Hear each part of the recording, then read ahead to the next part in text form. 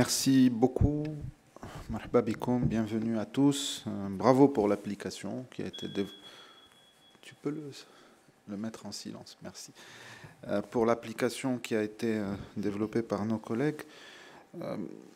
Donc bienvenue, on est très heureux d'organiser ça avec GESCO et ses équipes, ses collègues de la Banque mondiale sont bienvenus, cher ami, cher GESCO, bienvenue, cher Federica, et à tous les autres collègues de la Banque mondiale.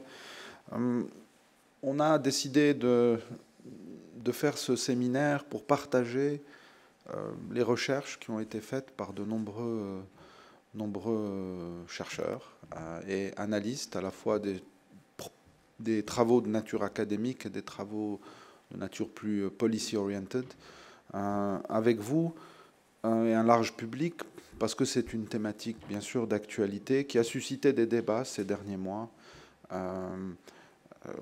Des débats qui ne sont pas toujours, comment dirais-je, dépassionnés, qui ne sont pas toujours bien informés, alors que c'est un champ de recherche assez fécond au Maroc. Ça fait quand même de nombreuses années, j'aurais dit, depuis le début, depuis les premiers jours de l'indépendance, c'est une question qui a été d'actualité au Maroc. Et avec une accélération récente de publications sur ce phénomène complexe, parce que c'est un phénomène complexe.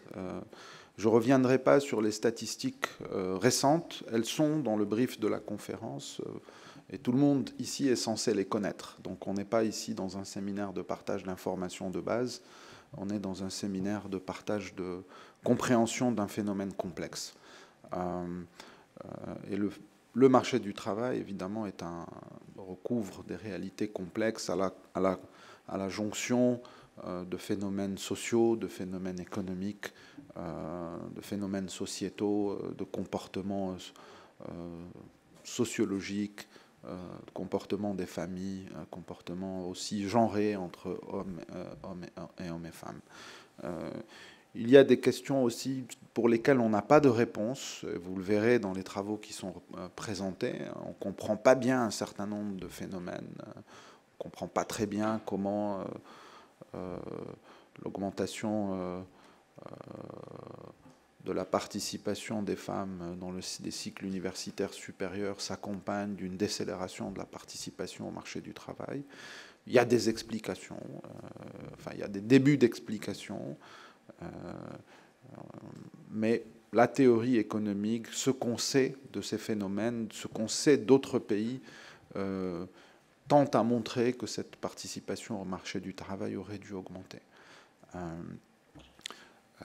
Urbanisation, augmentation du niveau d'études, etc.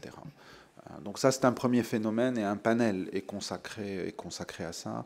On aura un panel sur les questions de formation également, sur les questions de politique active du marché du travail. Le Maroc a beaucoup fait. Vous avez un papier, d'ailleurs, qui fait partie du travail conjoint qu'on a fait avec la Banque mondiale, qui vient d'être publié cette semaine il y a 2 semaines sur les politiques actives du marché du travail, et un autre papier qui a été publié cette semaine sur les systèmes de formation. Et d'autres viendront au cours des semaines prochaines qui sont tous dans le cadre du travail conjoint pour lequel on a eu un soutien de la Banque mondiale que je voudrais remercier ici. Ces phénomènes ne sont pas indépendants, évidemment, des dimensions macroéconomiques. La croissance, c'est de l'emploi, c'est du travail et du capital avec de l'efficacité, mélangé avec de l'efficacité. Et donc, bien sûr, ça relève des dynamiques macroéconomiques, des fonds de transformation plus large de l'économie marocaine, de son insertion dans l'économie mondiale, etc. Ce n'est pas tout à fait l'objet du séminaire d'aujourd'hui. Aujourd'hui, on va se concentrer sur la partie offre de travail. Mais on aura un panel sur la relation croissance-emploi, qui est aussi une relation assez complexe au Maroc. Il y a une espèce de conundrum, une espèce de mystère de relation entre l'emploi et la croissance. C'est venu au niveau de l'actualité ces dernières semaines où on a découvert qu'un point de PIB crée environ 30 000, 28 000 emplois, etc. Ce sont des chiffres que nous connaissions experts depuis longtemps. Hein. Ça fait 20 ans qu'on regarde, même un peu plus. Des papiers vous seront présentés. elle n'est pas nouvelle. C'est ça pour vous dire que tout ça n'est pas nouveau.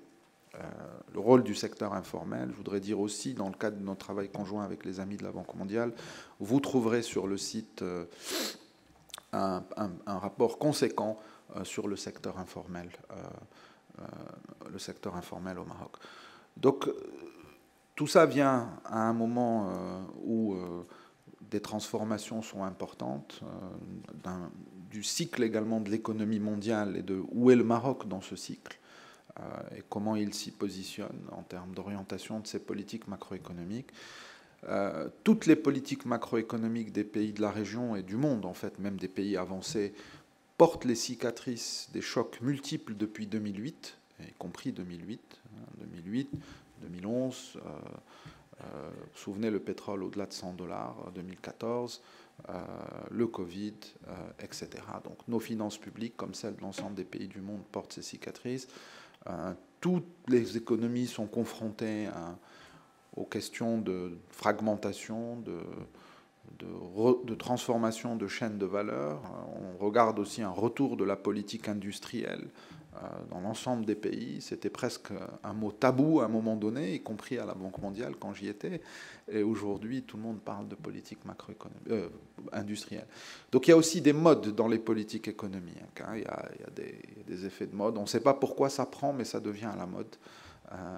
Et donc, mais c'est pas directement. J'en parle ici pour évacuer un peu cette question-là. On est tous ici conscients de ça, mais c'est pas le cœur du sujet aujourd'hui. Le cœur du sujet aujourd'hui, c'est vraiment d'essayer de comprendre au niveau du fonctionnement du marché du travail, de l'offre de travail, et pour certains papiers de la demande de travail, des institutions du marché du travail, comment ça impacte les équilibres sur ce marché. On aura un papier, par exemple, sur le salaire minimum et son impact dans l'économie marocaine.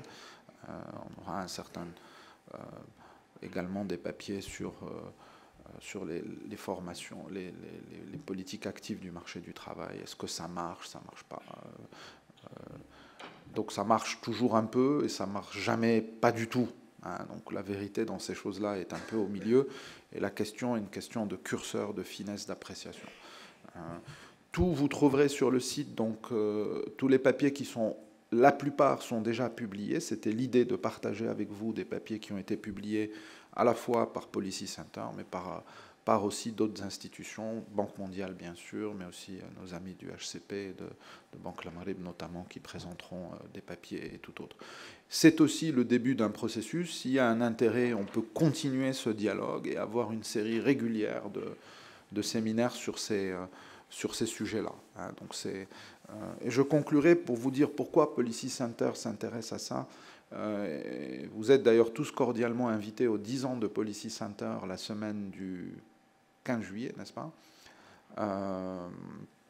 Un festival qu'on va faire et où on expliquera un peu l'intérieur du think tank, qu'est-ce qu'on fait, comment on le fait, quelle philosophie, quel ciment entre nous, comment on fonctionne entre les fellows et le staff.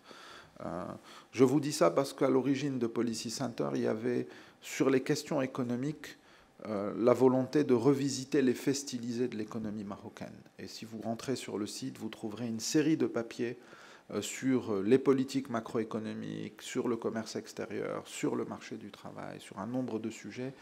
Il y a 10 ans, le constat était que ces faits avaient vieilli. Notre compréhension de l'économie marocaine avait vieilli.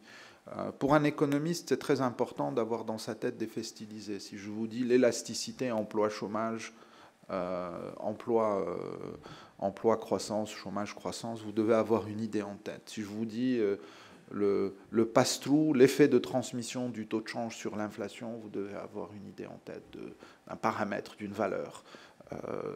Les dynamiques du marché du travail, la participation des femmes, vous devez avoir un certain nombre de faits stylisés qui viennent se confronter ou illustrer les cadres théoriques que vous avez dans votre tête. Donc ça, c'est essentiel. Et l'un des objectifs qu'on s'était fixé sur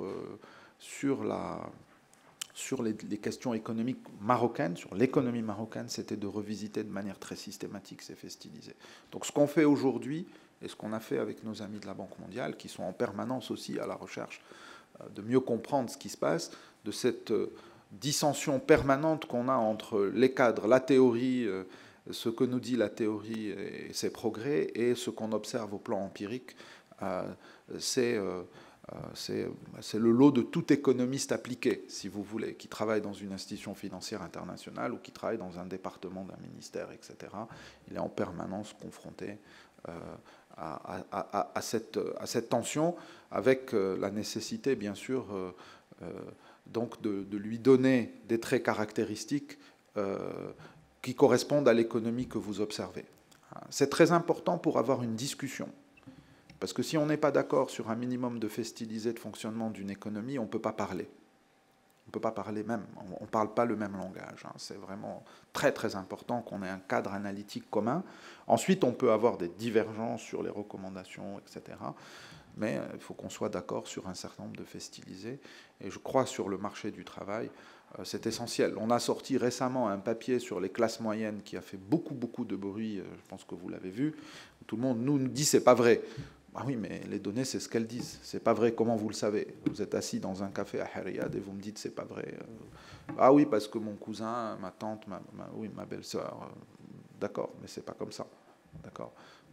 Les inégalités et les classes moyennes ont vu leur niveau de vie augmenter sur la période considérée. Donc ça s'arrêtait à 2019. Mais c'est un exemple typique, si vous voulez, de fait stylisé. De comprendre est-ce que la croissance au Maroc est pro-pour ou pas. D'accord. Donc ça, c'est vraiment dans la philosophie de Policy Center, d'essayer d'établir des cadres analytiques, des faits stylisés de manière tout à fait factuelle, sans charge idéologique ou de toute autre nature. Je crois que ça, c'est très très important. J'insiste un peu, parce que c'est ce qui nous rassemble au niveau du think tank, et c'est aussi le contrat de confiance qu'on a avec vous, qui nous faites confiance en nous lisant, venant à nos événements.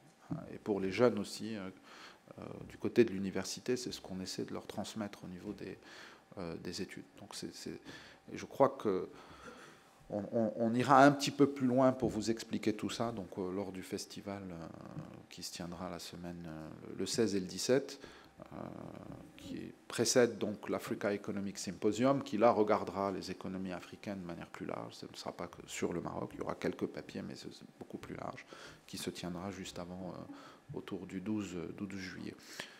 Voilà, globalement, c'est ce que je voulais vous dire, donc à la fois sujet complexe, l'importance des faits stylisés, l'importance d'avoir des cadres analytiques partagés et communs, même si on peut ne pas être d'accord sur que faire, sur les recommandations de politique.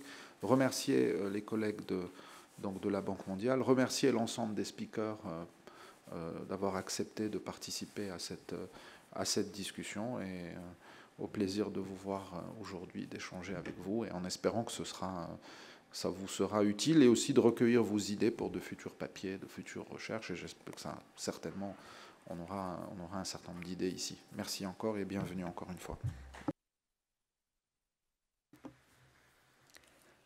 Mesdames et messieurs, veuillez maintenant accueillir M. Jesko Henschel, directeur pays pour le Maghreb et Malte à la Banque mondiale, pour son mot d'ouverture.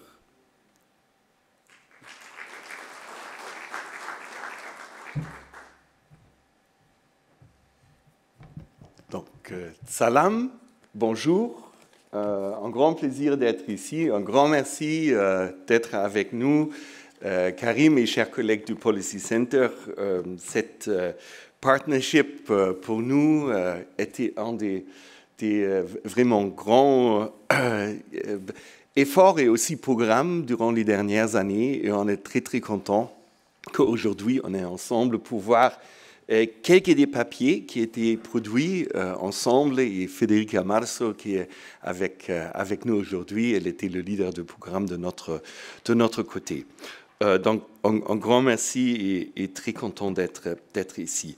Donc moi je suis à la Banque mondiale il y a quelques temps maintenant. Ici je vois historiquement un peu le travail sur emploi à la Banque mondiale dans les différents pays globalement. Ça a eu une augmentation énorme. Quand moi, je m'ai intégré à la Banque mondiale il y a plus de 30 ans, ce n'était pas central dans les questions de développement. C'était vraiment plus la croissance, tout l'environnement pour le business, les grands enjeux de libéralisation, de privatisation, donc c'est le fameux Washington Consensus. Mais l'emploi était vu comme un final, comme un résultat de toutes les différentes politiques. Et de voir l'emploi central, c'est devenu avec une explosion aussi des microdonnées qu'on a eues. L'explosion des enquêtes de ménage dans les années 1980 et spécialement 90, Living Standard Measurement Service, les enquêtes des emplois. Et en même temps, une explosion aussi des données un peu plus tard, aux années 2000, des firm surveys, des enquêtes, qu'est-ce qui se passe dans des entreprises. Donc pour nous, cette explosion des données a eu une importance de voir l'emploi absolument central de développement. C'est central pour la réduction de la pauvreté, parce qu'on sait que le revenu que vient de l'emploi, c'est le facteur le plus déterminant de la réduction de la pauvreté individuelle. C'est absolument clé pour comprendre qu'est-ce qui se passe dans le secteur des entreprises, dans toute la destruction et croissance des emplois et la relation avec la productivité. Donc tout le travail qui a fait Holty Wanger, Sier sur les démarches de la productivité, pourquoi il y a quelques secteurs qui ont une augmentation de la productivité, et les facteurs qui sont les drivers pour ça, c'est absolument clé. Et troisièmement, l'emploi, et on a vu ça dans les dernières, spécialement dans la dernière décade, l'emploi est central pour la cohésion sociale, pour la relation entre la personne, le ménage, la communauté et la société. Si on voit le Eurobarometer, un des variables les plus importants, c'est si la population pense que les gouvernements, ils ont des politiques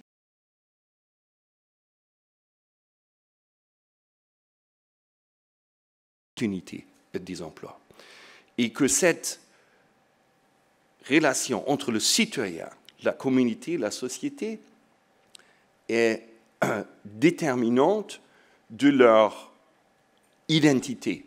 Et en grande partie, donc ça c'est Akerlof et les autres qui ont écrit là-dessus, la identité de chacun, personne, vient en grande partie de qu'est-ce qu'il nous fait. Ce n'est pas seulement le transfert social qui donne une identité. L'identité pour les personnes vient qu'est-ce qu'ils font. Et aussi la utilité et l'importance de l'emploi. Et donc l'emploi, c'est absolument central pour la cohésion sociale et stabilité sociale. Et c'est pour ça que l'emploi est devenu du côté pauvreté, productivité et la pérennité sociale centrale pour la Banque mondiale, en fait, dans tout le travail qui est en fait dans tous les pays. Karim, je pense que tu as déjà mentionné, il y a une brief qui donne des grandes tendances ici au Maroc.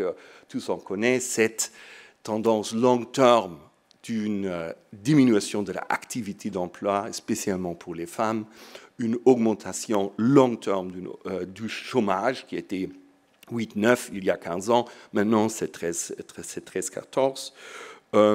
La transition structurelle, qu'il y a une diminution dans le secteur rural qui n'est pas de l'emploi, qui n'est pas absorbé pour les services et les industries. Donc la question, qu'est-ce qui se passe dans le secteur des entreprises, et spécialement pour les jeunes entreprises, est fondamentale pour comprendre qu'est-ce qui se passe ici. Tu as parlé déjà de l'élasticité entre croissance et l'emploi, qui est un des plus bas qu'on voit au Maroc. Donc Maroc, en fait, si on compare avec des middle income countries, a un résultat de croissance qui est bien. en fait, c'est plus que le moyen. Mais cette relation emploi est un des plus faibles. Donc ça, c'est un des grands questions structurelles. Et aussi l'importance de l'éducation, skills sur l'offre. Donc le Maroc a augmenté très fortement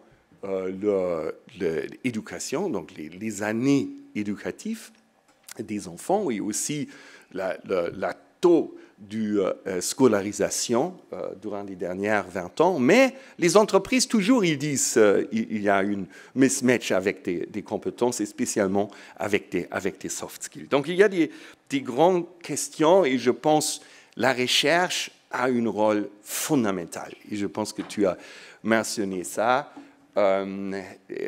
Ici, on voit un peu comme durant les dernières 30 ans, la recherche sur l'emploi a changé globalement. C'est quand même intéressant. Ça a commencé très focalisé sur le marché du travail, labor economics. Donc, offerte, demande, comment ils sont ensemble, les institutions, qu'est-ce que c'est l'impact d'une labor code, d'une minimum wage là-dessus. Et après, c'est vraiment les déterminantes de la forte, de la offre et la déterminante de la demande, avec toutes les autres disciplines en economics qui ont contribué. Donc, industrial economics, urban economics et regional economics, qui est très important pour savoir quels sont les impacts de l'agglomération, qui est un des drivers les plus importants de la croissance des pays. On a trade economics, et la relation qu'une ouverture a sur la création d'emplois. Il y a un paper qui est très intéressant de Gladys Lopez, qui a ici au Maroc, qui a eu comme résultat que cette ouverture a eu un impact positif sur la formalisation, mais négatif sur la participation des femmes, parce que les industries qui ont eu une augmentation forte avec le commerce, c'était les industries ou les secteurs qui n'étaient pas très intensifs pour offrir aussi des opportunités pour des femmes. On a vraiment toutes les différentes disciplines qui maintenant, ils font une emphasis sur l'emploi comme résultat. Et deuxièmement, on a eu une explosion de la recherche sur des évaluations. Tu as mentionné déjà Active Labor Market Policies, donc avec tout ce qui est Impact Evaluation, Experimental Economics, on a eu une explosion pour informer les politiques publiques. Et je pense que ça, c'est aussi une area de croissance qui est très important ici au Maroc. Donc, tout le travail que le Policy Center est en train de faire, la FAC, JPAL, the Employment Lab, d'avoir des données et des résultats scientifiques pour évaluer les politiques publiques, c'est très important. Je me souviens des débats aux États-Unis dans les années 90. L'impact le plus grand sur les débats sur l'emploi, c'était une étude de Card and Kruger en 1914. Je ne sais pas si vous vous souvenez. C'était une paper sur l'impact du minimum wage, du salaire minimum en New Jersey. Ils ont fait une évaluation, et c'était une des premières évaluations empiriques. Ils ont montré que l'augmentation du salaire minimum en New Jersey n'a pas eu un impact négatif sur l'emploi. Donc, et ça, c'était quelque chose que dans le classical labor economics, c'était pas vraiment possible. On a vraiment, c'était un résultat nouveau, mais c'était fondamental pour repenser la politique du salaire minimum aux États-Unis. Donc, les évaluations sont fondamentales pour informer la politique publique. Et le dernier mot, c'est que toute cette recherche, ou peut-être en plus, prochaine, c'est que nous, économistes, et moi je suis un économiste, pour comprendre l'importance de l'emploi, on a besoin des autres facultés. donc en fait la sociologie du travail, la psychologie du travail, la science politique. Ici, on voit maintenant quels sont les grands discours sur l'emploi. Donc, si Danny Roderick, il parle de good jobs maintenant, ce n'est pas une définition économique, c'est une définition sociologique. Donc, c'est aussi important de voir nos limitations comme économistes et travailler avec les autres disciplines pour comprendre l'importance de l'emploi pour le développement. Et le dernier point, ce sont des données. Donc, je suis très, très content qu'on a maintenant une base de recherche et aussi des études qui commencent à sortir au Maroc. Si on voit Maroc, spécialement avec Amérique latine, où moi j'ai travaillé avant, c'est le commencement de cette recherche.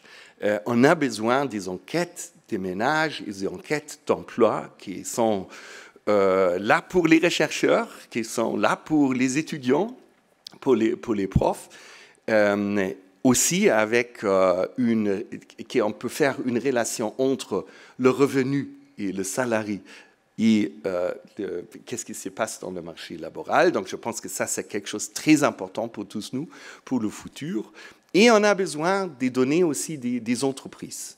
Nous, de la Banque mondiale, on a une Enterprise Survey qui est accessible publiquement, mais ça n'a pas la granularité qui en est nécessaire pour voir vraiment qu'est-ce qui se passe dans les entreprises. Et nous, on est en train de terminer un travail avec la Banque centrale, en fait, avec l'Observatoire des entreprises ici au Maroc. Et un des résultats, c'est que les entreprises jeunes et petites ont une croissance qui est très, très faible ici au Maroc. On a 1% des gazelles, qui sont des entreprises qui ont une croissance de 10% d'emplois pour chaque année. Et si on compare ça avec des autres pays, c'est 10%. Donc, le dynamisme dans le secteur privé et dans les entreprises est pour moi un des points pour la recherche au futur le plus important. Donc, encore une fois, Karim, chers collègues du Policy Center, merci beaucoup pour toute la coopération dans les dernières années. On est très content d'être ici aujourd'hui, de voir quelques des papiers. Un grand merci à tous vous d'être ici et à tous les chercheurs qui vont présenter leur travail. Merci.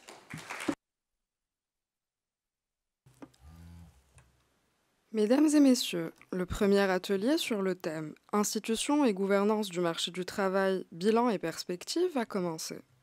Veuillez accueillir le modérateur de l'atelier, M. Touhami Abdelkhalaq, professeur à l'Université Mohammed VI Polytechnique, ainsi que nos intervenants, M. Larabi Jaidi, Senior Fellow au Policy Center for the New South, M. Omar Ibourk, Senior Fellow au Policy Center for the New South, et Mme Aya Achour, responsable du service de modélisation et de simulation macroéconomique à Banque El Maghreb.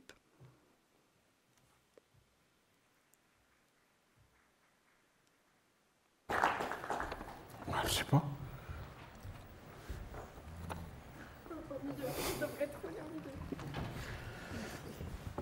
Monsieur Touhami Abdelkhalaq, la parole est à vous.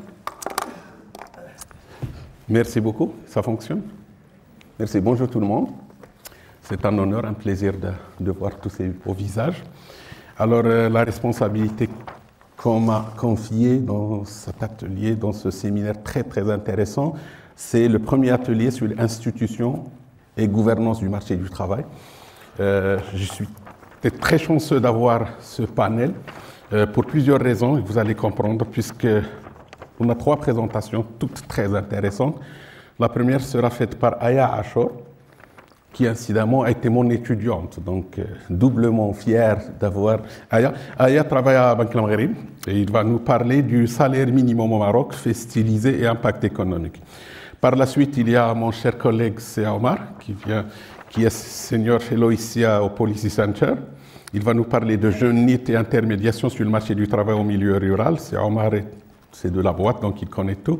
Et puis on a la chance d'avoir, c'est Larbi Jaïdi, notre professeur à tous, qui va nous parler de gouvernance du marché du travail au Maroc. Alors, on va avoir 10 minutes. Je sais qu'il y a eu un retard qui est accumulé. On a d'avoir 10 minutes par participant, par intervenant. Et puis, on prendra peut-être une ou deux questions s'il faut clarifier des choses. Donc, Aya, c'est à toi la parole pour la première présentation. C'est bon? Merci. Merci beaucoup, mon professeur. Donc, c'est un honneur et un plaisir d'être parmi vous aujourd'hui dans ce séminaire dont l'importance n'est plus à démontrer. Et puis, voilà, je vous dis un grand merci pour la présentation et pour l'introduction de mon cher professeur. Donc, je voudrais juste voir la présentation. Je sais pas si j'ai prévu un support de présentation. Vous l'avez donné? J'attendrai juste le... Vous l'avez donné? Oui, oui, okay. Des slides. Ça va arriver. Vous commencez. Mais en attendant, je voudrais juste solliciter l'audience pour vous prêter un jeu de rôle et se glisser dans la peau d'un conseiller d'un gouvernement ou du ministre de l'Emploi. Et on vous pose la question, est-ce que c'est opportun d'augmenter le salaire minimum? Donc c'est une question qui est délicate, complexe, comme la majorité des problématiques économiques. Et puis c'est surtout une question qui pourrait recevoir plusieurs réponses, dépendamment des éléments qui sont sous la table et qui seront explorés par le décideur. Donc, je vais juste revenir à ma présentation. Donc, ce qu'on a essayé de faire dans ce travail avec mon co-auteur Omar Chafer, c'est vraiment de s'inscrire dans cette réflexion-là et de pouvoir un peu investiguer, les festiviser, les impacts économiques qui pourraient éventuellement donc éclairer la décision sur cette dimension-là. Donc c'est un papier qui a été paru dans la série des documents de travail de Banque El Maghreb en décembre 2019. Bon, je m'excuse parce que les données datent un petit peu, mais la dynamique, comme vous le verrez, n'a pas beaucoup changé et je pense qu'il y a eu davantage de tensions et de problématiques qui sont de plus en plus exacerbées. Donc voilà, je vous propose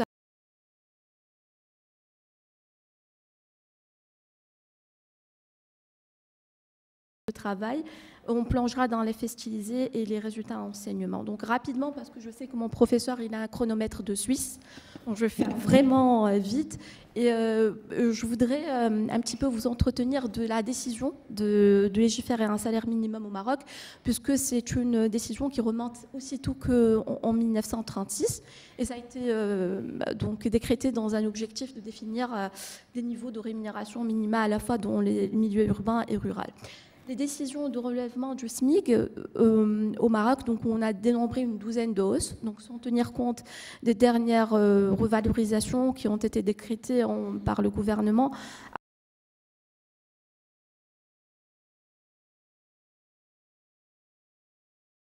Ils ont relevé de 70% le SMIC mensuel, qui était de 1826 dirhams en 2000 à 3111 dirhams. Et donc, cette hausse cumulée devrait un petit peu nous interpeller sur les impacts économiques. Donc, comme je l'ai expliqué, l'objectif, c'est un petit peu d'évaluer, d'investiguer les effets de cette hausse sur les agrégats. Mais il y a d'autres interrogations subsidiaires qu'on essaiera aussi d'explorer. Donc, en l'occurrence, l'optimalité du niveau du SMIC au Maroc, au vu du benchmark international, l'effet de diffusion à la distribution des salaires, l'emploi et donc le chômage de manière globale. Donc ici, on est inscrit un petit peu dans une dimension un peu d'exploration des festivisés, comme ça a été rappelé dans le mot d'ouverture du président du Policy Center, donc de M. Leinaoui, dont il faut, en tant qu'économiste, avoir en tête les festivisés relatives donc à cette question, et puis qu'il y a entre ces revalorisations et des indicateurs de la formalité. Donc voilà l'approche méthodologique. On va essayer de revenir à la littérature, capitaliser sur un éventail de rapports d'institutions internationales et mobiliser une base de données la plus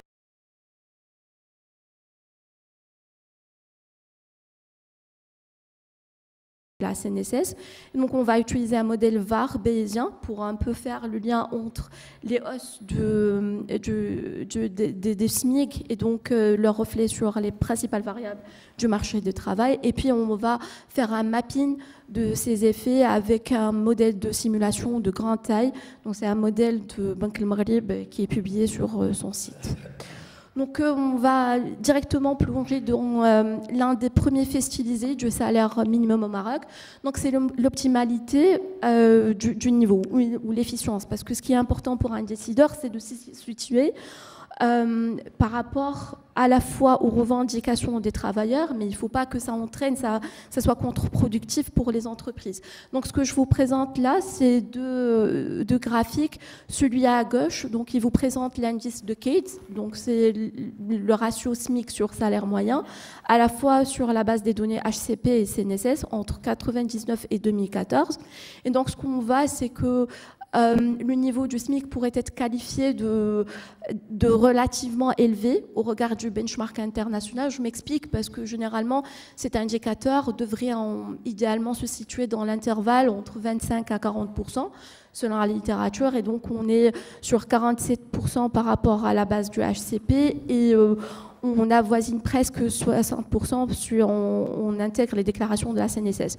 On a essayé un peu également d'explorer le lien entre le salaire minimum et le PIB par tête, puisqu'on n'avait pas le salaire mensuel pour un panel de pays. Et ce qu'on trouve, c'est que le Maroc se situe au-dessus de la droite. Et donc, on voit clairement que pour un niveau similaire en termes de salaire minimum, comme le Brésil et la Russie, donc on a un niveau de PIB par tête et de revenus qui est faible. Donc c'est un constat qui reste à nuancer, puisque la comparaison elle occulte certaines spécificités économiques et sociales. On pourrait revenir à ça dans la session Q&A. Voilà, on a aussi exploré un peu l'effet du SMIC et la distribution salariale. On a construit un peu l'évolution sur la base de données fines, donc l'évolution de la distribution des salaires tels que déclarés à la CNSS entre 2000 et 2014. Ce que vous pouvez retenir de cette slide, c'est que vraiment on a une concentration des travailleurs autour de la tranche des SMICards, c'est-à-dire entre 95% et 105% de la rémunération du salaire minimum. Et donc, il pourrait y avoir un effet de diffusion important par rapport au salaire, donc à la fois de manière directe du fait du SMIC lui-même, mais aussi des effets indirects par le comportement de lighthousing ou l'effet de signalement.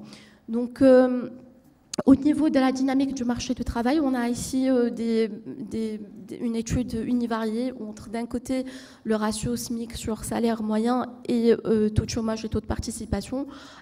Pour l'instant, on ne peut pas dégager de relations significatives, malgré le fait qu'on peut avoir une certaine détérioration du salaire du taux de chômage des jeunes de 15 à 24 ans qui sont les plus vulnérables par rapport à justement cette hausse et puis le risque d'être en chômage suite à les revalorisations du SMIC. Mais on verra ça un peu plus en détail dans l'approche Bévar. Par rapport à l'informalité, parce que l'un des mécanismes qui permettrait justement de accuser et d'absorber le choc de hausse du salaire minimum dans la littérature, c'est justement le fait de basculer dans l'informel, ou en tout cas de faire des baisses au niveau de l'incidence du travail partiel et donc la baisse des heures travaillées. Donc ce qu'on a présenté ici, juste pour toucher un peu à l'intuition, c'est l'évolution du nombre de jours déclarés à la CNSS par rapport aux variations du ratio du SMIC sur le salaire moyen. On voit clairement qu'il y a une relation négative qui se dégage. Donc, on a moins de déclarations à la CNSS suite ou concomitante à la hausse du SMIC. Et on a aussi voulu un peu confirmer cette intuition en regardant l'évolution du ratio M0 sur M1, donc le cash en circulation. Et on voit qu'on a une extension de l'utilisation du cash et ça pourrait militer en faveur d'un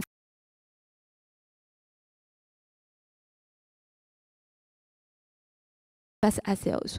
Donc, pour pouvoir un peu 3 minutes, donc je ferai très rapidement. Donc, je voudrais explorer les enseignements du VAR bayésien, donc le lien entre le SMIC et des agrégats du marché du travail. Ce qu'on trouve, c'est après une simulation de 5% de hausse, on a une augmentation du salaire réel de 1,2%, donc cumulé. Donc, ce que vous avez ici, c'est les premiers trimestres, mais cumulé, c'est 1,2% du salaire réel non agricole.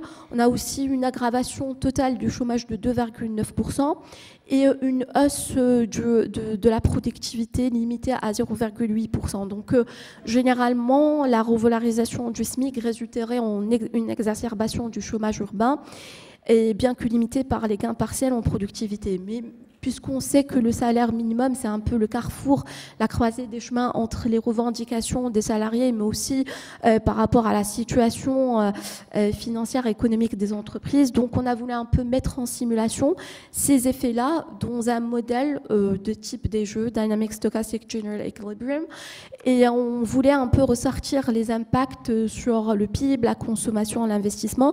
Ce que vous avez ici, c'est l'impact des chocs par rapport à une situation d'équilibre. Est-ce qu'on peut un petit peu discuter dans cette slide, c'est les impacts positifs sur la consommation privée.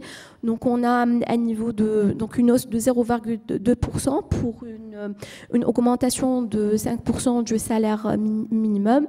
Donc, cet effet, il va être un petit peu résorbé par l'investissement, la contraction de l'investissement privé, parce que comme vous l'avez suivi dans les résultats du BEVAR, c'est qu'on n'avait pas une augmentation de la productivité importante pour pouvoir un peu absorber les effets de la revalorisation nominale du salaire. Et donc, ce qu'on a, c'est qu'on a tout de même une contraction de l'investissement qui porterait donc l'évolution du PIB à un niveau peu significatif aux alentours de 0,04% à moyen terme. Au niveau de l'inflation, donc on a une quasi-stabilité. On n'a pas vu tous les résultats au niveau donc, de la présentation, mais sur le papier, on présente aussi la réaction de la Banque centrale. Et donc, ça participe un peu dans la réaction et la modération de l'inflation. Et puis, le taux de chômage, comme vous l'avez entrevu, avec les effets de second tour, on reste à des niveaux qui ne dépassent pas le 0,1%. Donc, ces effets peuvent vous paraître peu élevés, peu significatifs. Mais il faut tenir compte de deux éléments. D'abord, il y a des effets de non-linéarité. Si on tient en considération une augmentation qui dépasse les 5%, il y a aussi les effets persistants. Donc, on voit que les effets ou les impacts, l'incidence sur les agrégats macroéconomiques, il est appelé à s'installer dans la durée. Et donc, ce sont des effets persistants dont doit faire face donc, le décideur. Et en conclusion, on pourrait dire qu'on pourrait avoir des perdants, des gagnants. Et c'est pour cette raison que la décision des revalorisations du salaire minimum doit en fait être pensée dans le cadre d'une vision plus globale où c'est un instrument d'équité, certes d'équité économique et sociale, mais doit tenir en compte une intrication de d'autres réformes, que ce soit des réformes pour, par exemple, les prestations sociales offertes aux travailleurs par rapport à la valorisation de la production du capital humain, de la productivité du capital humain de manière générale, et surtout par rapport aux réformes de climat des affaires. Donc ma présentation touche à sa fin et j'espère que j'ai... Merci Aya. Je n'ai pas osé vous arrêter pour la conclusion puisque c'est intéressant, ça nous situe. Et puis on s'est mis d'accord que c'est 10 minutes dans un intervalle de confiance de plus ou moins 1 minute. On s'est mis d'accord avant. Juste pour vous dire que c'est pas très... Alors la deuxième présentation, c'est mon cher ami, c'est Omar Ibork qui va nous parler de jeunes, NEET et intermédiation sur le marché du travail en milieu rural. Vous avez le micro. 10 minutes, c'est Omar.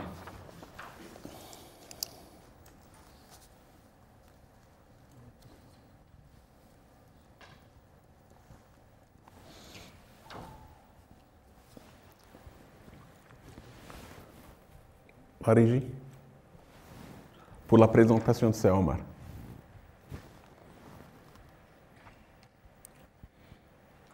Une fois la technologie est en retard. Oui. En attendant, bonjour, merci, chers collègues. Il me soit d'abord permis de remercier les organisateurs de cette rencontre à forte valeur ajoutée pour tous les efforts déployés pour la promotion des échanges intra et inter autour des analyses structurelles du fonctionnement du marché du travail. Cette intervention vise à partager avec vous la réflexion concernant les travaux que nous avons menés pour analyser cette catégorie de jeunes, ce qu'on appelle des jeunes invisibles, des jeunes nulle part, qui interpellent aujourd'hui la politique, les décideurs, les chercheurs, l'opinion publique et l'ensemble de la société. Donc,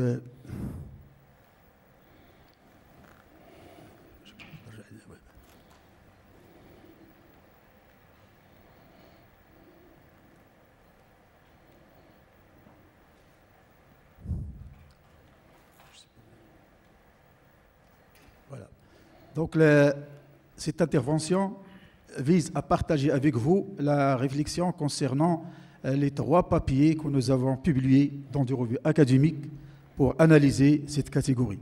D'une part, le profilage de cette catégorie, les déterminants, les facteurs à risque dans un papier. Ensuite, nous avons essayé de mettre l'accent sur les femmes, qui est une catégorie la plus touchée par ce phénomène de NEET, et un 3e papier qui vise à cerner l'axe spatial, notamment le milieu rural, pour avoir et pour développer des actions préventives. Donc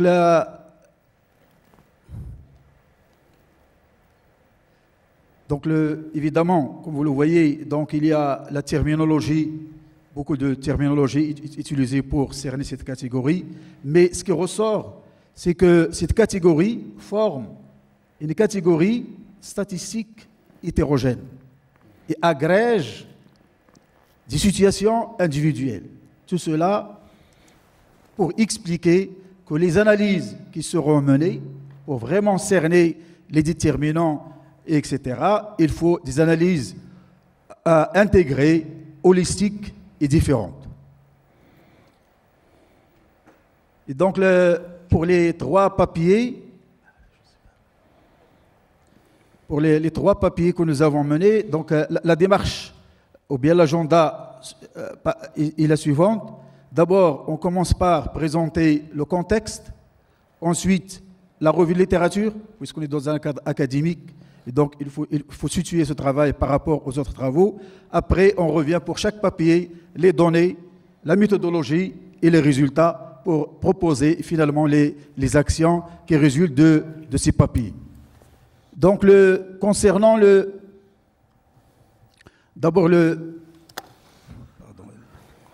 problème, la situation intervient dans un marché de travail, comme vous le savez, caractérisé par des dysfonctionnements et des défis structurels interdépendants qui sont liés à l'offre, qui sont liés à la demande et qui sont liés même au fonctionnement et au comportement des jeunes. Donc, sans retarder, ces constats maintenant deviennent normalement partagés avec l'ensemble, notamment, surtout, l'aubaine démographique sous-utilisée quantitativement et qualitativement. Mais ce qui est très important, avec un point d'inflexion en 2030. C'est normalement, aubaine démographique, résulte normalement une offre de travail sous-exploitée. Concernant la demande, donc il y a faible création quantitativement et qualitativement de l'emploi. Pour le fonctionnement, évidemment, il y a un manque de flexibilité.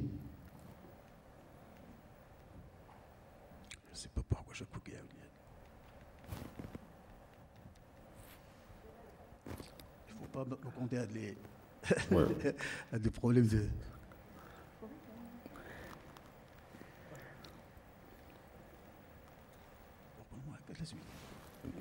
J'arrête le chronomètre. Hein.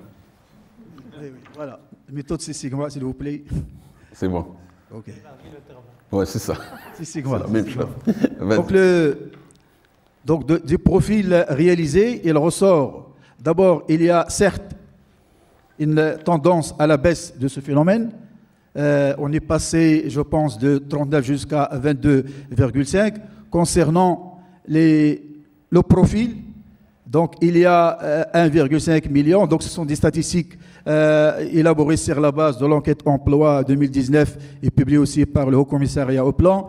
Donc, tout ça pour vous dire que c'est un phénomène qui concerne surtout les femmes et surtout le milieu aussi rural. Et aussi, il y a une répartition spatiale. Et donc, ce qui est très important aussi, une corrélation positive entre les NEET et le diplôme. Donc ça, c'est une tendance à la baisse. Après, l'autre côté. Le profilage. Donc il y a 3 catégories qui ressortent normalement de ce travail, suite normalement aux analyses typologiques que nous avons menées. Mais la classe dominante, c'est les femmes au foyer à responsabilité familiale. Donc, d'où le travail de la Banque mondiale qui cherche à promouvoir un ensemble d'actions pour faire participer ces femmes au marché du travail.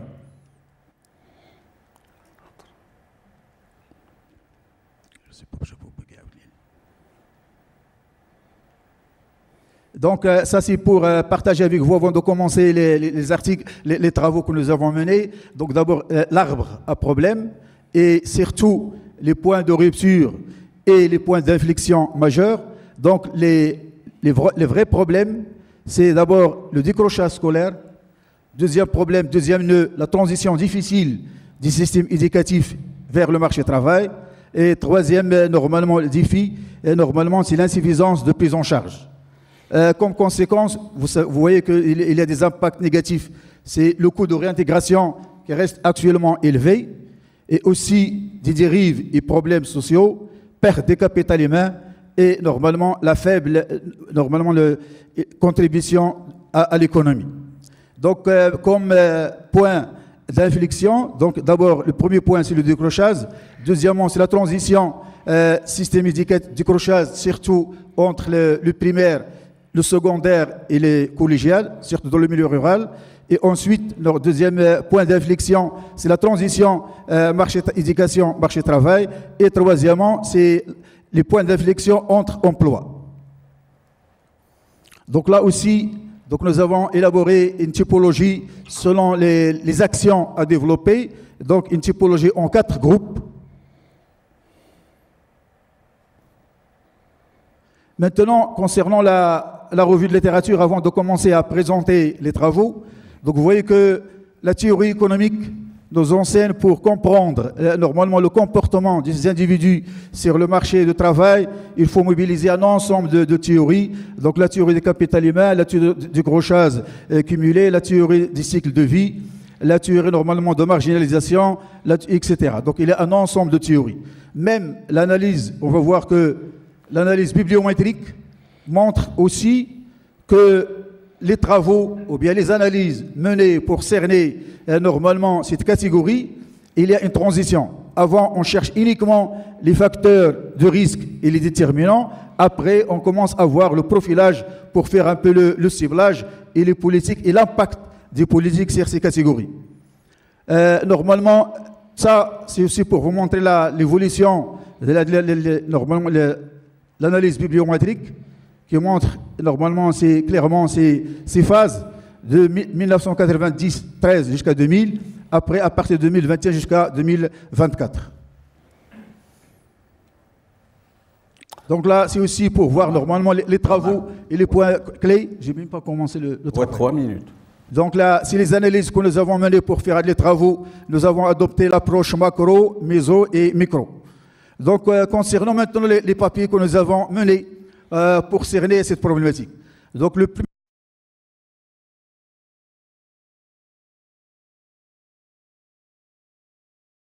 Et donc là, nous avons mobilisé des données individuelles, soit un échantillon qui dépasse 80 000 observations.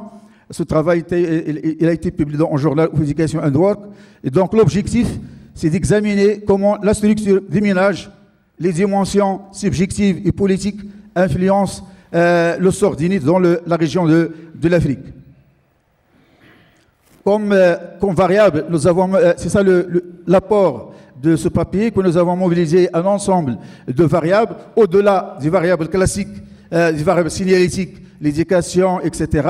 Nous avons aussi mobilisé d'autres variables qui sont liées d'abord à la structure du ménage, ensuite à certaines variables liées aux normes, et ensuite normalement à des variables liées à la confiance dans les institutions.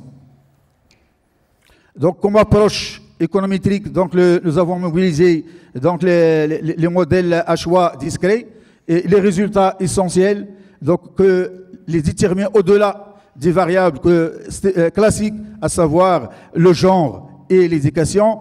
Il y a d'autres variables qui s'ajoutent comme variables normalement déterminantes pour expliquer normalement la transition vers la situation d'init. Aussi, la variable la plus aussi déterminante, c'est le soutien familial, qui augmente la probabilité normalement de réduire normalement le passage par l'unit. Ensuite, il y a une autre variable intéressante, c'est l'adhésion à des clubs de jeunes. Cela veut dire la promotion des espaces pour les jeunes.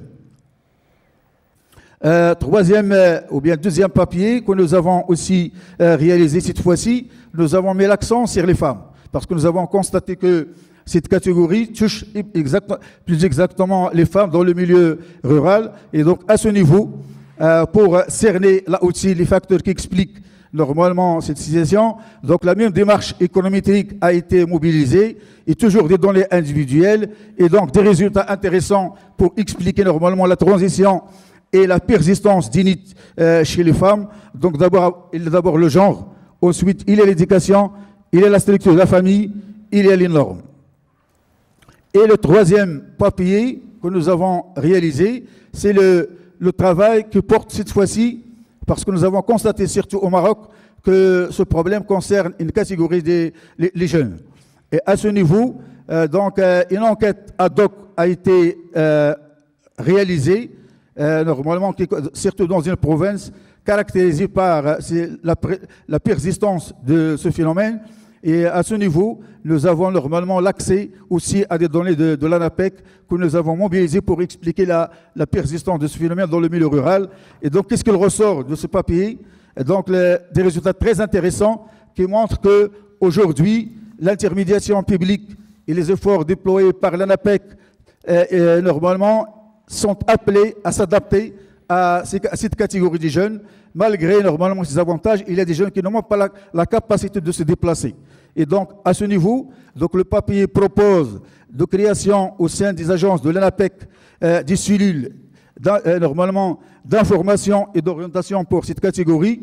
Et ensuite, la mobilisation, nous avons aussi évalué les unités mobiles comme action pilote qui a été développée par l'ANAPEC pour servir cette catégorie. Donc des résultats intéressants ressortent des analyses surtout qualitatives, mais normalement il faut généraliser, il faut intensifier le travail des unités mobiles avec normalement des conseillers spécifiés normalement pour ne pas standardiser normalement ces services pour cette catégorie.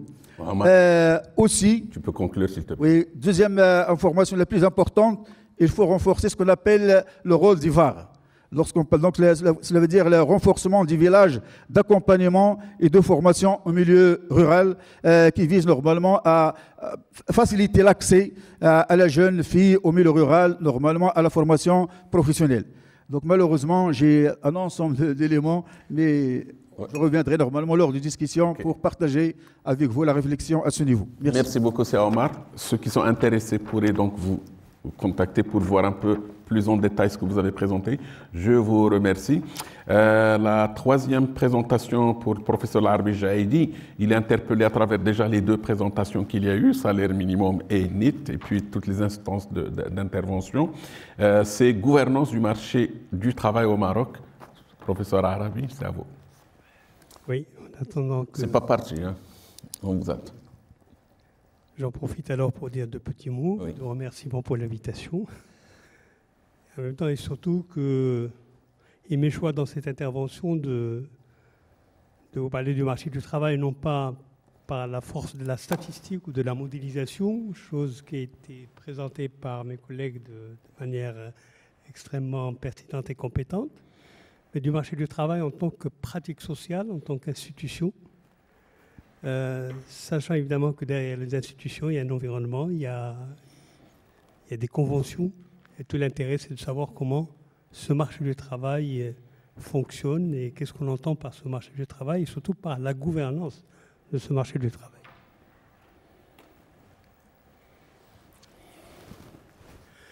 Bien, dans un premier temps, évidemment, il faut toujours parler des mots, ou préciser les mots, de la gouvernance du marché du travail, de quoi parle-t-on exactement.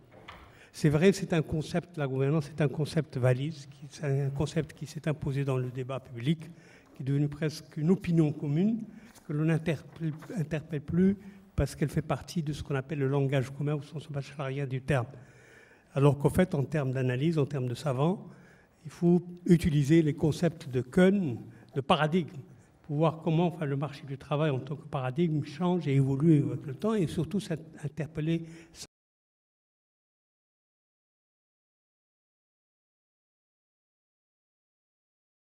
Oui. C'est évidemment un ensemble de décisions qui concernent des agents qui sont en relation, soit conflictuels, qui méritent d'être régulés et par des normes et des conventions, de manière assez simple. Et en fait, la gouvernance s'interroge sur les institutions et sur le comportement des acteurs de cette institution. C'est une définition évidemment qui paraît simple, mais qui est en fait complexe, parce que quand il s'agit surtout de l'appliquer au marché du travail. Pourquoi? Parce qu'il n'y a pas un marché du travail, il y a des marchés du travail. On reviendra enfin sur cette question tout à l'heure. L'intérêt, c'est de voir comment la gouvernance, elle couvre tous les marchés du travail ou une composante du marché du travail. Et le marché du travail, le travail n'est pas une marchandise comme les autres, quelle que soit la définition que l'on donne, classique ou néoclassique ou marxiste, parce qu'il n'est pas détaché de la personne en tant que telle, et donc du statut de la personne, de son sexe, de son lieu de travail, etc., etc. D'autre part, c'est un marché qui est évidemment normé par des engagements internationaux. L'OIT est là pour définir un certain nombre de règles et de normes que les pays doivent respecter. Cela ne veut pas dire que le modèle est un modèle préfiguré et un modèle auquel tendent toutes les parties prenantes engagées dans ces engagements. Pourquoi? Parce que le marché du travail est historiquement lié à des traditions, à des pratiques, à des cultures. Donc il faut qu'on tienne compte enfin de ces aspects-là pour pouvoir mesurer quel est l'impact des règles et des normes sur évidemment l'évolution et la régulation de ce marché.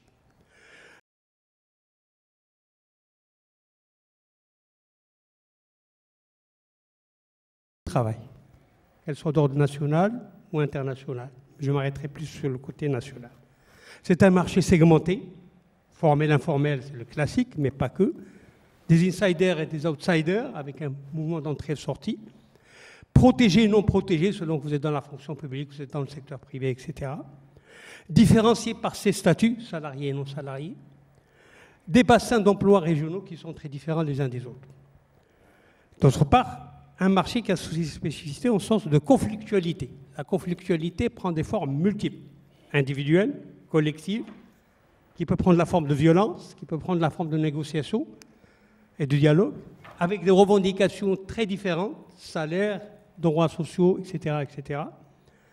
Des règles formelles qui ne concernent qu'une minorité, je dis bien qu'une minorité, en tout cas pour ce qui nous concerne, 80% des travailleurs sont en dehors de toute protection juridique. Il faut faire la distinction entre la protection de jure et la protection de facto. Vous avez des normes, des lois, etc., mais qui ne sont pas toujours appliquées par les parties prenantes. Des formes aussi de discrimination entre les acteurs, genre, personnes à handicap, jeunes, etc. Mais aussi les entreprises. Les petites entreprises familiales ne sont pas du tout concernées pratiquement par la régulation du marché du travail ou par la représentation des salariés dans le monde du travail, dans le monde de l'entreprise. Au-delà de ces spécificités, c'est un marché qui est en bouleversement constant, en transformation, il ne faut pas l'oublier. Aujourd'hui, l'évolution des formes atypiques de l'emploi et du travail sont extrêmement importantes. Elles traduisent une flexibilité, elles traduisent évidemment l'évolution d'un marché de vulnérabilité et de précarité. C'est une mobilité qui devient aujourd'hui la règle. Et c'est en même temps des évolutions majeures dans des emplois et des types de contractualisation très différentes les unes des autres. L'augmentation de l'emploi par intérim, pas uniquement dans les services, mais aussi dans l'industrie. Des types de travail hautement qualifiés dans le numérique, le monde de l'art, l'artistique, etc. Des nouvelles formes et modes d'emploi qui ont émergé à travers les contrats déterminés de long terme, les contrats de mission, les contrats salariés même à plusieurs employeurs, le temps de travail partiel qui prend beaucoup plus d'ampleur. Ce sont des changements que normalement la loi et les conventions doivent prendre. Dans le Code du travail, ils figurent, mais avec peu de clarté dans leur définition et surtout dans le mode de résolution des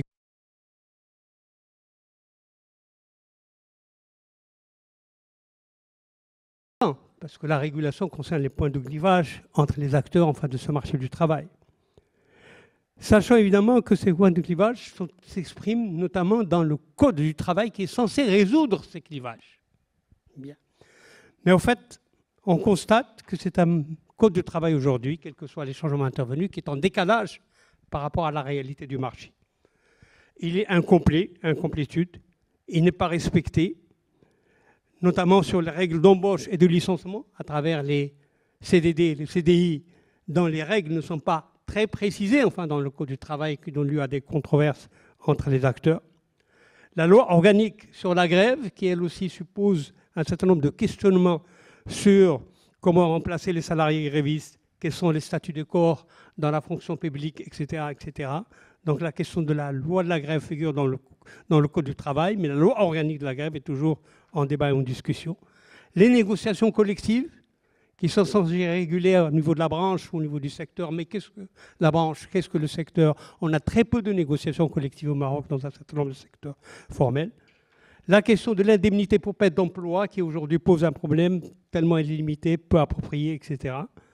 L'indemnisation du marché, l'intermédiation du marché du travail. L'ANAPEC concerne une population relativement réduite, diplômée, etc., gérant les grandes politiques actives du marché du travail, mais en même temps une réglementation insuffisante des agences de recrutement privées qui ne sont pas surveillées, qui ne sont pas contrôlées d'une certaine manière, et surtout un dialogue social que l'on confond avec la régulation et la gouvernance globale du marché du travail, alors qu'il n'est même pas institutionnalisé dans ces mécanismes. Il est encore de l'ordre de la ponctualité. Rendez-vous du mois de mai, rendez-vous évidemment de négociation, mais qui jusqu'à présent n'ont pas trouvé leur expression dans un engagement à moyen et à long terme par l'État. Venons-en aux acteurs. La gouvernance concerne des acteurs et leurs relations. C'est donc le paysage institutionnel, parce que le marché du travail est une institution. Une nébuleuse difforme. Une nébuleuse difforme, ce n'est pas uniquement le ministère qui est chargé de la gestion, et l'emploi ne concerne pas que le ministère de l'Emploi. Mais si nous venons au Code du travail, il y a le Conseil supérieur de la promotion de l'emploi, il y a les conseils régionaux provinciaux, il y a les conseils liés à des négociations collectives, au conseil de médecine et de travail, la prévention des dangers, etc. La représentation des partenaires sociaux est dispersée, CECE, ou le Conseil économique et social et de l'environnement, la deuxième chambre. D'autres instances ont un lien indirect avec le marché du travail, le Conseil supérieur de l'éducation, le Conseil des droits de l'homme, etc.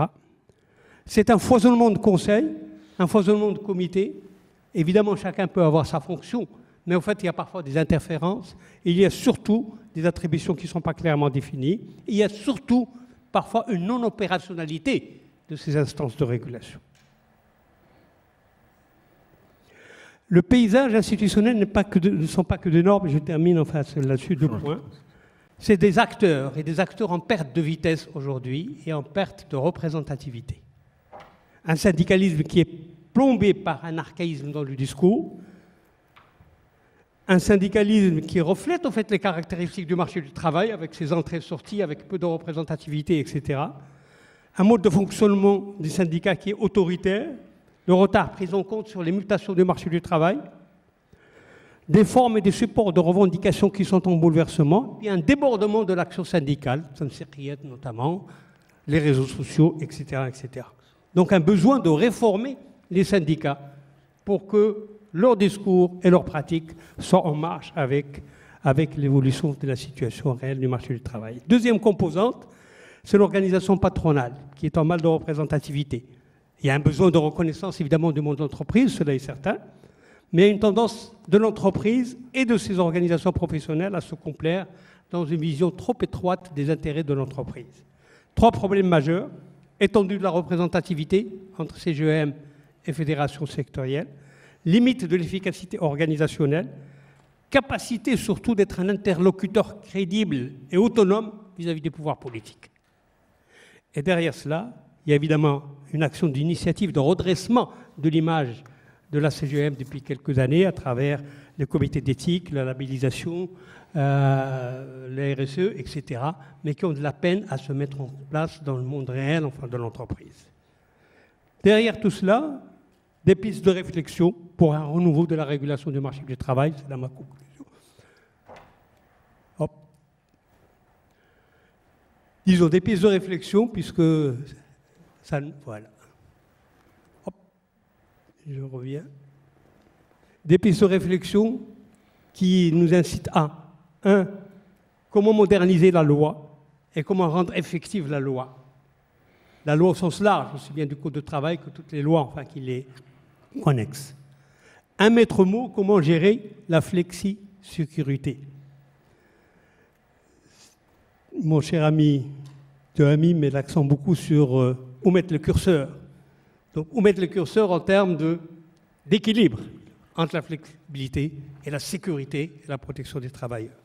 Clarifier les responsabilités de l'État. On évoque souvent le partenaire social, mais l'État est arc-bouté dans une situation parfois politique qui n'aide pas à déclencher des opérations de modernisation institutionnelle et à les prendre en charge.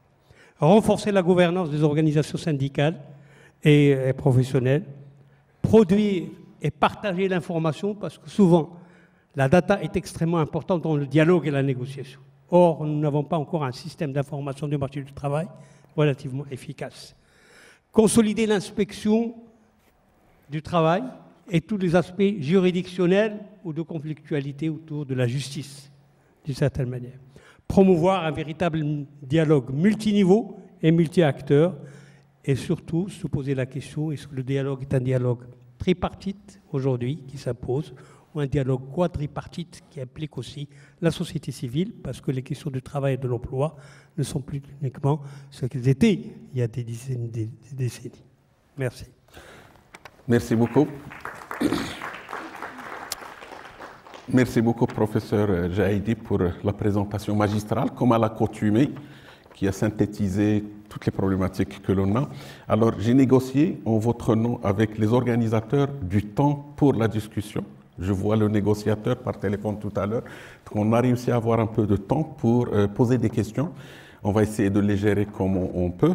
Je vais en profiter par commencer par poser mes questions. Vous m'autorisez? Non, c'est pas... Ça se fait pas. OK. Alors, juste pour information, j'ai dans la première rangée toutes des personnes qui, je le sais, se sont intéressées au marché du travail. Madame Bousta, puisque dernièrement, il y avait un papier que nous avons eu l'honneur de voir et de lire. Professeur Ajbilo, qui avait travaillé sur la démographie et puis toute la transition qui est évidemment liée à ça. Cédric Khzani qui se cache, puisque je sais qu'il travaille sur la durée de chômage et toute la modélisation du temps de chômage. Professeur, c'est ministre Siwala Alou, qui politique macro et gestion publique et marché du travail. Régionalisation avancée, Cédric, vous me regardez de face, s'il vous plaît, pour ça. Régionalisation et marché du travail. À chaque fois que je le rencontre, il me dit la clé, c'est dans la régionalisation avancée pour résoudre le problème, puisqu'il n'y avait pas cette perspective. Ce n'est pas que j'ai posé les questions en votre nom, mais c'est juste pour synthétiser qu'il y a des choses. Et pourtant, Mme Bousta, je pose mes questions. La première pour Aya, je ne sais pas pour les résultats que vous avez obtenus.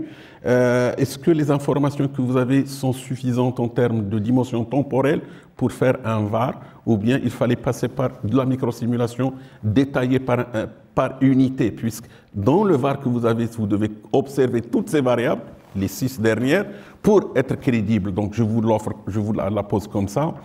Deuxième, c'est chez Omar, est-ce que la problématique des NEET est une problématique d'offre ou de demande sur le marché du travail? Nous l'observons, où se trouve le problème? Est-ce que c'est trop d'offres à cause de la démographie ou trop peu de demandes de l'autre côté? Donc, je n'ai pas la réponse et c'est pourquoi ça me... professeur Larabi, c'est très bien pour ce que vous avez fait comme présentation.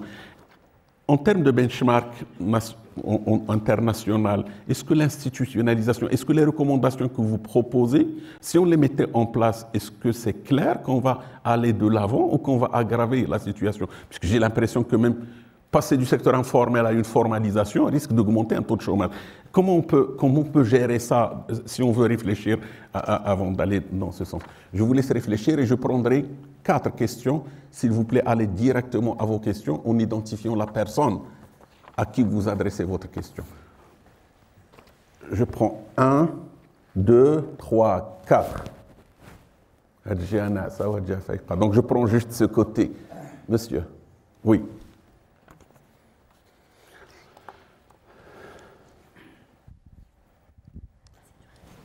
Bonjour, Ahmed Zahani.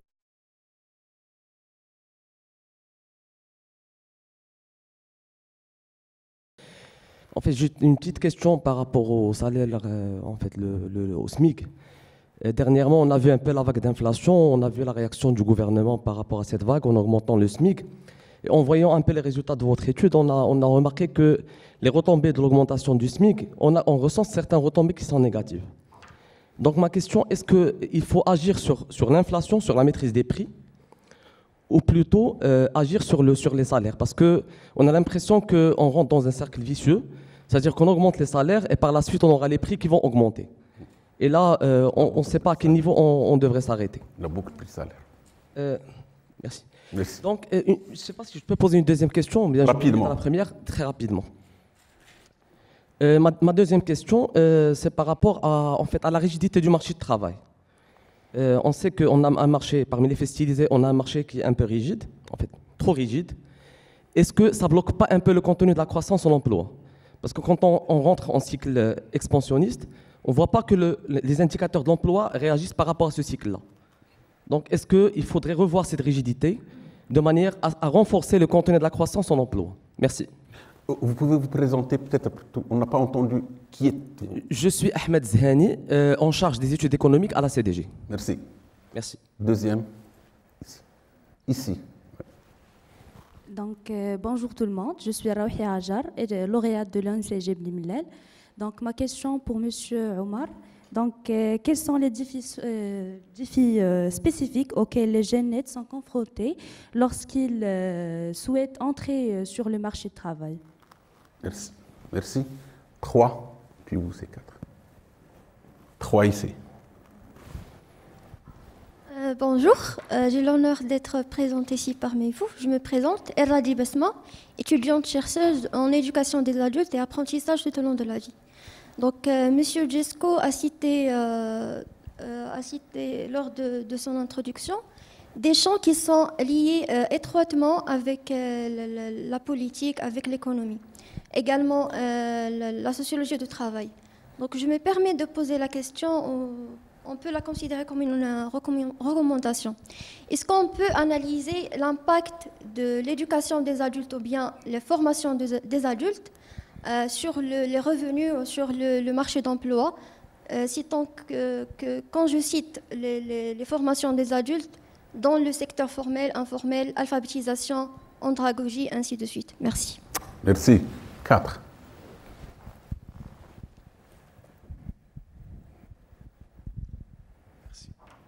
Choufi Abslam, directeur du Centre de formation continue Université Sidi Mohamed Abdallah de Fès.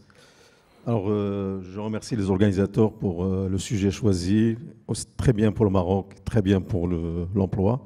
Et je remercie tous les intervenants pour leur présentation. Moi, j'ai 2-3 petites questions à M. Omar Ebrouk. D'abord parce qu'il a parlé de monde rural. Et quand on parle de monde rural, on parle de 3 secteurs prioritaires, c'est l'agriculture, l'artisanat et le tourisme rural. Comment peut-on agir pour rendre ces secteurs attractifs pour les jeunes? On sait que dans le monde rural, on a besoin de compétences, on a besoin de main-d'œuvre, on a besoin de qualifier, mais les jeunes fuient ces secteurs parce que pour des raisons culturelles, ainsi de suite. Deuxième point, comment vous pouvez imaginer qu'une agence ANAPEC, avec 2 cadres, un conseiller et un directeur, pour couvrir l'intermédiation de l'emploi dans un territoire tel que Taounat, que vous avez cité, de 660 000 habitants. Troisième question, est-ce que la formation professionnelle répond aux besoins de qualification des jeunes pour trouver un emploi. Merci. Merci beaucoup. Je regarde devant moi, on a un écran pour 10 minutes, hein, donc vous devez intervenir et on va conclure. Vous avez des questions donc, qui vont de la théorie à la pratique, au local. Je prends dans le sens inverse, je commence par l'Arabie. Vous répondez aux questions qui vous ont été adressées. Merci. Je réponds très rapidement à ta première question, puis peut-être celle aussi de la rigidité du marché du travail. Est-ce que le passage de l'informel au formel ne va pas compliquer l'ordre des choses, que ce soit en termes de charges sociales, je suppose, mais en même temps aussi de peser sur la compétitivité des entreprises, etc. Toute la question est au fait de savoir qu'est-ce qu'on entend par passage du formel à l'informel. Le passage du formel à l'informel ne se fait pas à grande vitesse, c'est vrai. Le passage de l'informel au formel nécessite évidemment des formes d'évolution, à la fois de la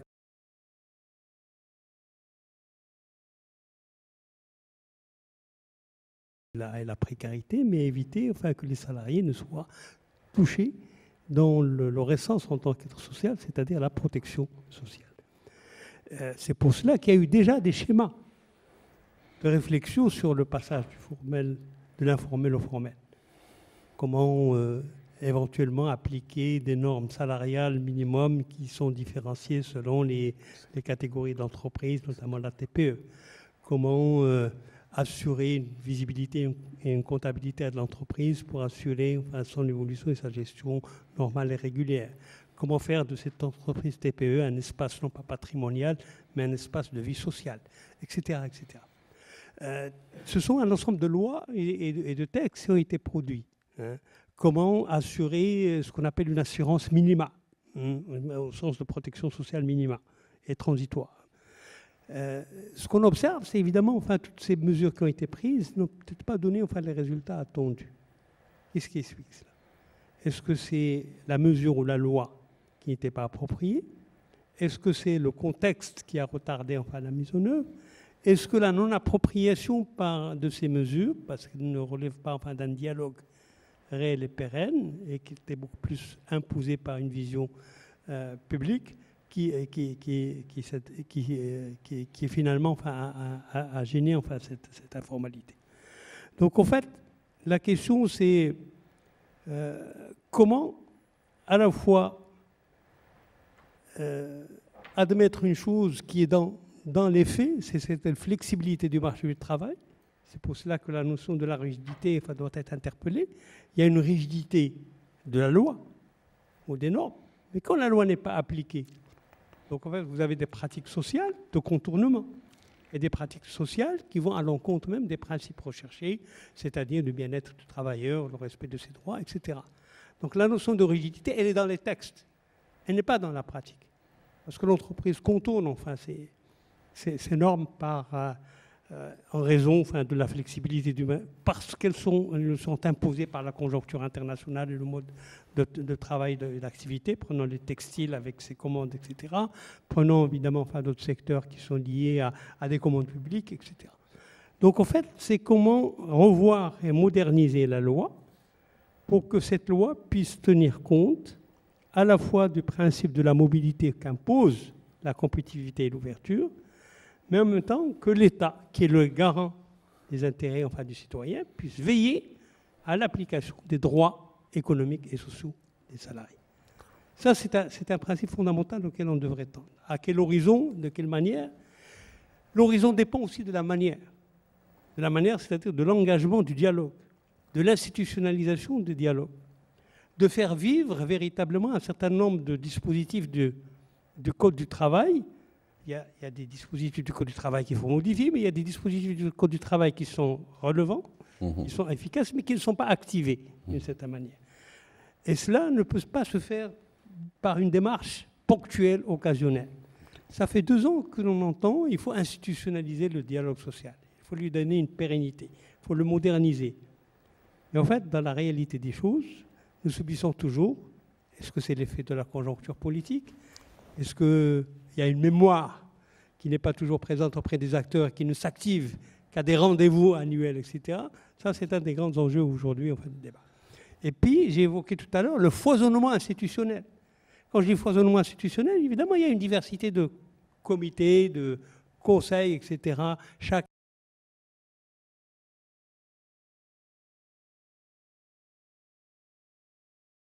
vers des finalités communes, basiques, l'autorité sur son domaine de prédilection. Donc, rationaliser l'institutionnel, rationaliser. 2, appeler à des pratiques responsables des acteurs, appeler à un dialogue véritablement tripartite, c'est-à-dire où chacun des acteurs a sa logique, a ses objectifs, a sa mission, mais qui en même temps convergent par le dialogue et non pas la conflictualité. Sinon, on assiste à ce qu'on observe aujourd'hui. Évidemment, enfin, il y a non seulement le contournement de la loi, mais aussi les pratiques sociales échappent à des acteurs qui perdent leur responsabilité, qui perdent leur représentativité et qui deviennent donc pas suffisamment captifs par l'opinion publique ou par les acteurs de terrain. Merci Arabi. Omar. Merci d'abord pour la qualité des questions, que je trouve des questions pertinentes. C'est d'ailleurs l'objectif de ces échanges intra et inter. Donc je commence par ordre de questions et je commence par les questions de notre cher ami Situhami. Est-ce que la situation de NIT s'explique par l'offre ou par la demande? Moi je dirais qu'il s'explique par à la fois l'offre, à la fois la demande, à la fois l'interaction entre l'offre et la demande. Donc c'est les trois dimensions interviennent pour expliquer normalement ce problème. Et d'ailleurs, lorsque j'ai cité les points de rupture et les points d'inflexion majeurs, le premier point, c'est d'abord décrochage scolaire. Donc ça, c'est côté offre. Et ce qui fait qu'une personne, une fille, par exemple, n'arrive pas à passer du primaire vers le collège, etc. Ensuite, deuxième point d'inflexion, c'est la transition système d'éducation, marché-travail. Et donc, je pense là, il faut agir sur les mécanismes, à la fois la demande et à la fois l'offre. Et troisième point d'inflexion, c'est aussi normalement on the job, ou lorsque la personne perd l'emploi, ce qu'on appelle la transition sur le marché. Et donc là aussi, donc c'est pour cela, tout ça pour vous dire que le fonctionnement du marché interviennent pour expliquer la persistance. Parce que ce qui est très important à souligner au Maroc, ce n'est pas uniquement des analyses ponctuelles. C'est vrai qu'on a 22 ou la 25, etc. Mais la persistance, la probabilité, la dépendance temporelle. On a vérifié, c'est un travail de panélisation. On a comparé entre 2 années et on a constaté qu'il y a normalement une persistance et une dépendance temporelle de ce phénomène. Maintenant, concernant la deuxième question, comment améliorer l'employabilité des jeunes? La deuxième question. Vous savez, normalement, lorsqu'on parle de l'employabilité, la définition classique le renvoie à interroger trois parties. D'abord, la probabilité de trouver un emploi, cela veut dire l'insertion, la probabilité de garder l'emploi et la probabilité de changer l'emploi, la capacité de changer l'emploi. Donc, si on interroge les 3 dimensions et selon la définition normalement élargie de l'employabilité, donc les déterminants qui ressortent de la théorie économique, d'abord, le premier déterminant essentiel, et depuis les travaux de Becker, c'est le capital humain. Il faut renforcer le capital humain. Ensuite, l'expérience, d'où l'intérêt normalement de promouvoir les stages pour faciliter normalement l'insertion. Ensuite, les travaux que nous avons menés récemment ont montré également, en plus de ces facteurs, il y a aussi les soft skills, les compétences transversales qui contribuent pleinement, normalement, à la probabilité de trouver l'emploi et de garder l'emploi et de changer l'emploi. Donc ça, c'est pour la réponse à la deuxième question. Maintenant, la troisième panel de questions, et là, je tiens à remercier mon collègue qui a soulevé de pourquoi on a choisi le rural. Ce n'est pas un choix, il n'est pas fortuit. Parce que c'est vraiment, si on voit aujourd'hui, le secteur agricole, il pose des problèmes en termes de création et en termes de productivité. Mais ce qui est très important, un phénomène qu'on vient de publier, qui est en cours de publication, c'est l'âge moyen de l'agriculteur au Maroc qui reste supérieur à toute la région de Mina. Cela veut dire que l'âge moyen montre que ce secteur il n'est plus attractif.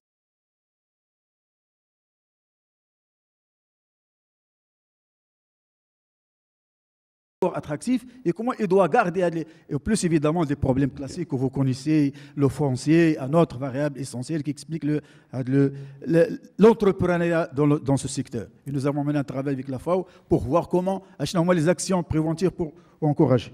Maintenant, deuxième question, l'ANAPEC. Est-ce que vraiment, évidemment, le travail qu'on vient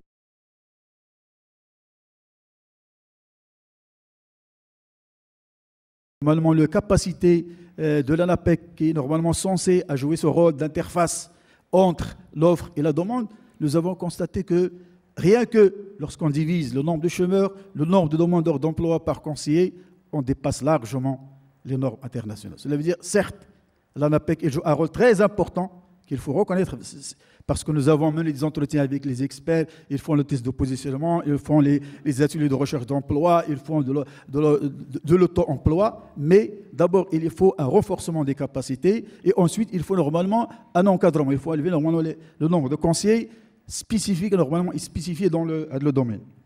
Maintenant, la troisième question, la formation professionnelle. Oui, la formation professionnelle, là aussi, il est appelé à jouer un rôle très important. Mais le travail, nous avons mené deux travaux, un travail qui porte sur normalement la perception qualitative de la formation professionnelle par les élèves et par les parents. Malheureusement, à aujourd'hui, tout le monde s'accorde sur la pertinence de la formation professionnelle et même le ministère, il a normalement des parcours normalement professionnels depuis le collège jusqu'au bac professionnel, jusqu'à la licence professionnelle, mais toujours, c'est la perception, c'est des parcours de refuge pour les étudiants rejetés par le système classique ou là qui ont des mauvaises performances. Mais le département de la formation professionnelle, les opérateurs de la formation professionnelle of PPT, il faut reconnaître qu'ils déploient des efforts pour diversifier l'offre, pour améliorer l'accès. Regarde, si on analyse le taux d'affluence, il est maintenant à 2. Pour un poste, il y a au moins 2.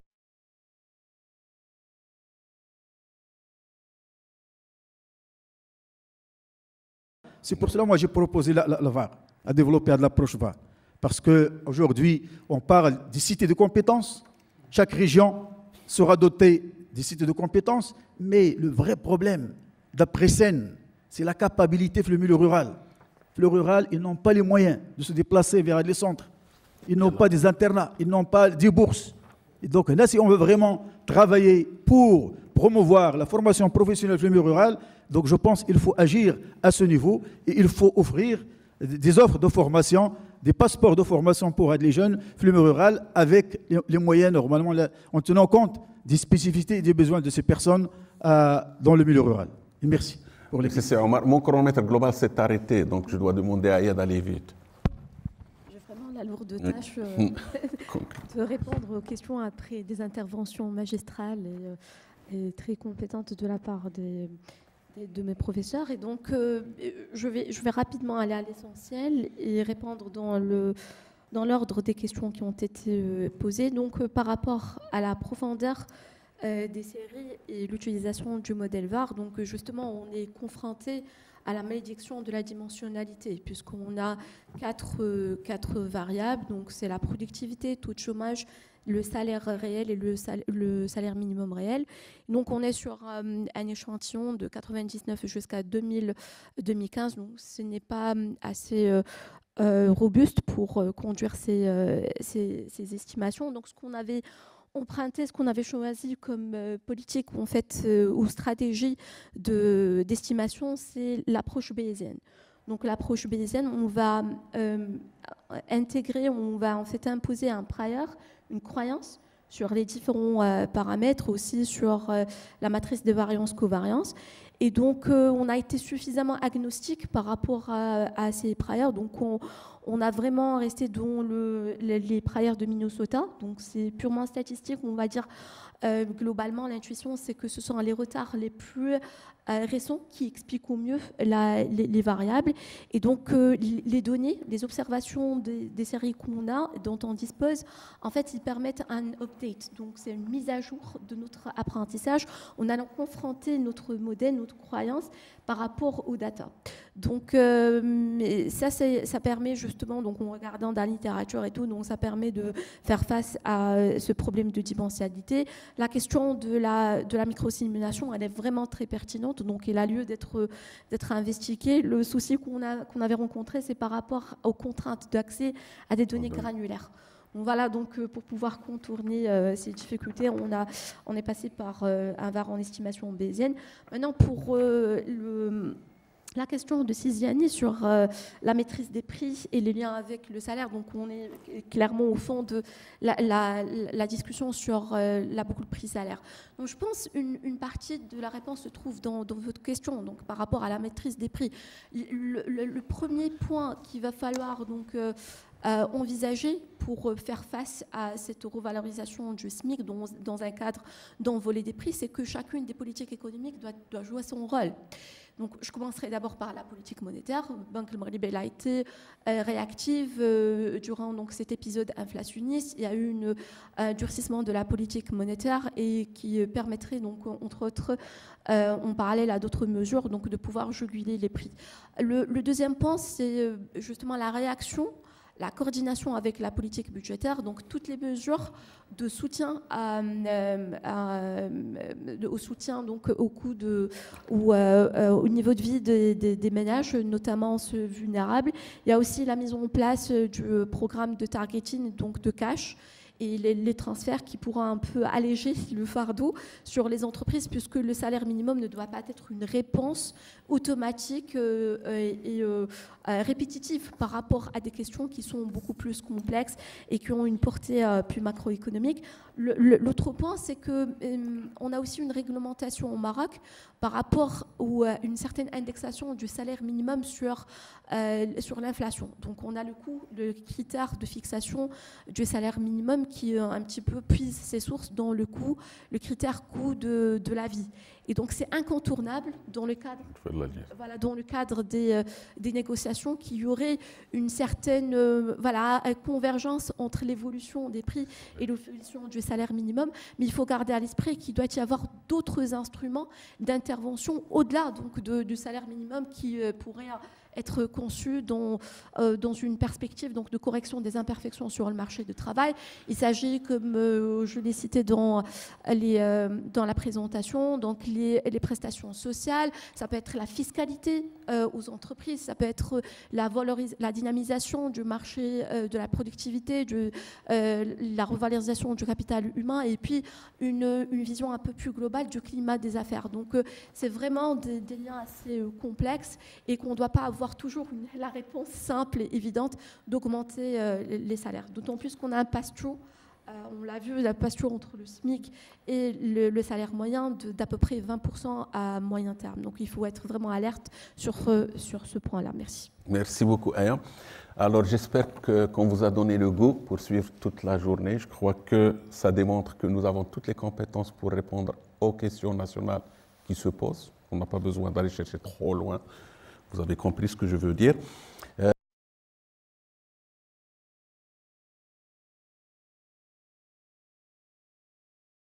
Je remercie Seya Mariborg, professeur Jaidi, Aya, pour leur participation et de m'avoir supporté pendant cette heure. Je vous remercie, chers collègues, et puis à tout à l'heure.